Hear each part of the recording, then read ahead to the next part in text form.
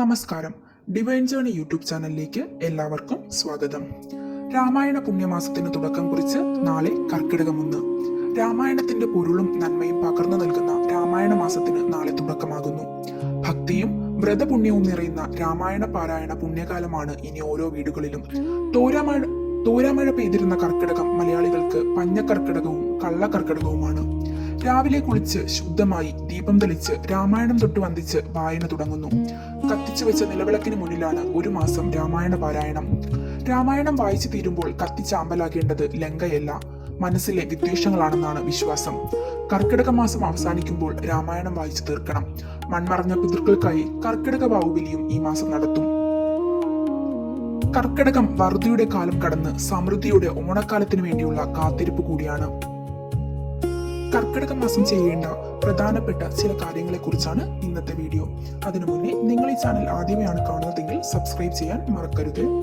ദുഷ്ടതകൾ നിവാരണം ചെയ്യുന്ന പുണ്യമാസമാണ് കർക്കിടകം. മറ്റൊരു മാസങ്ങളിലും കാണാത്ത അനവധി വിശേഷങ്ങൾ നിറഞ്ഞതാണ് ഈ മാസം. കർക്കിടകത്തെ എതിരേൽക്കുക എന്നതിന് മഹാലക്ഷ്മിയെ ആനയിച്ചു കൊണ്ടുവരിക എന്നാണ് അർത്ഥം. അതുകൊണ്ട് തന്നെ ഈ മാസത്തിൽ ഈശ്വരഭജനം ചെയ്താൽ ദേവപദം ലഭിക്കുമെന്നാണ് വിശ്വാസം.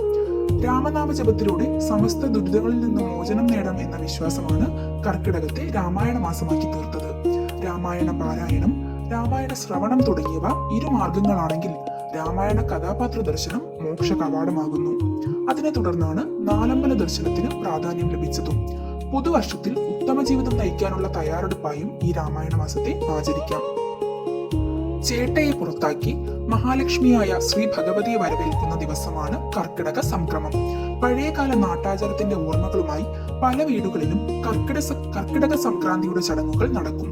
വീടും പരിസരവും അടിച്ചുവാരി വൃത്തിയാക്കി കർക്കിടക സംക്രമ സന്ധ്യയിൽ ചേട്ടയെ പുറത്താക്കും. ചേട്ടയെ പോ ശീബോധി വാ എന്ന വായ്ത്താരിയുമായാണ് ഗ്രഹനാഥ നേതൃത്വം നൽകി കുടുംബത്തിൽ കർക്കിടക സംക്രമ സന്ധ്യ ചടങ്ങുകൾ നടത്തുക. ശീബോധി എന്നാൽ ഐശ്വര്യത്തിന്റെ പ്രതീകമായ മഹാലക്ഷ്മി. കേടുവന്ന പഴയ മുറത്തിൽ കരിക്കട്ട, മഞ്ഞൾ, ചോറുരുള, അരി, ഉപ്പ്, മുളക് തുടങ്ങിയവ വയ്ക്കും. നാട്ടാചാരത്തിൽ ചില സ്ഥലങ്ങളിൽ സാധനങ്ങൾക്ക് മാറ്റമുണ്ടാകും.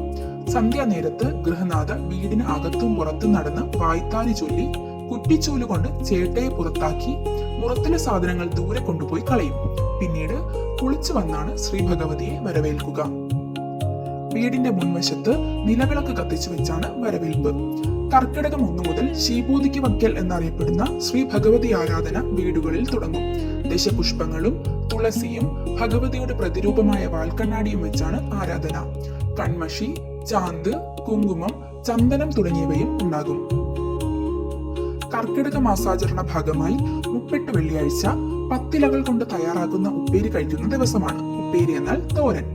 താള്, തകര, ചേമ്പ്, ചേന, ചീര, പയർ, നെയ്യുണ്ണി, മത്തൻ, കുമ്പളം, കരിക്കൊടി അല്ലെങ്കിൽ തഴുതാമ എന്നീ 10 ഇലകൾ കൊണ്ടുള്ളതാണ് ഉപ്പേരി.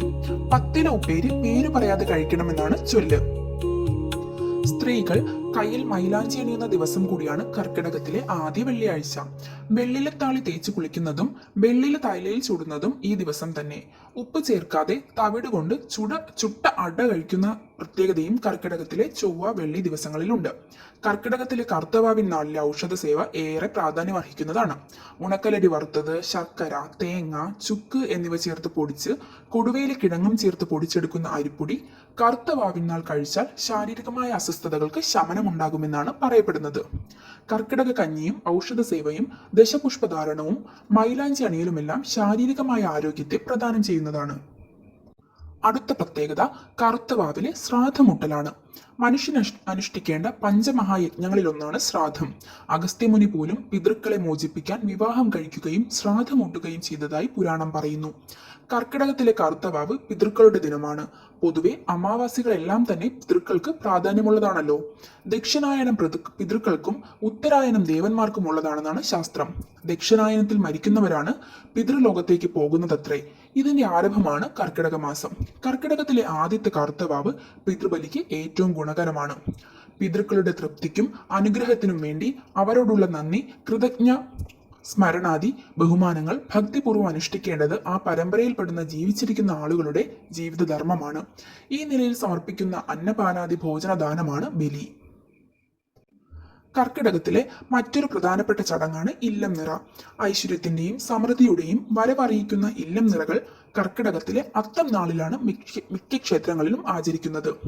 പാലാഴി മദനത്തിൽ നിന്നും ഉത്ഭവിച്ചവളും വിഷ്ണുവിന്റെ ധർമ്മപത്നിയുമായ ലക്ഷ്മി ഭഗവതി ശ്രീ ഭഗവതിയെ ധനധാന്യ ഐശ്വര്യാദികളുടെ ദേവതയായി ഉപാസിച്ചു വരുന്നു.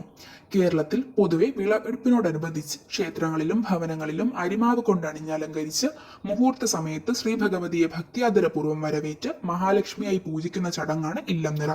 മഹാലക്ഷ്മിയുടെ സാന്നിധ്യം കൊണ്ട് പവിത്രമായ ഈ ആചാരത്തിൽ പങ്കുകൊള്ളുന്നതും നെൽക്കതിർ ഭവനങ്ങളിൽ സൂക്ഷിക്കുന്നതും ജീവിതത്തിൽ സമസ്ത സൗഭാഗ്യങ്ങളും തരുമെന്നാണ് വിശ്വാസം.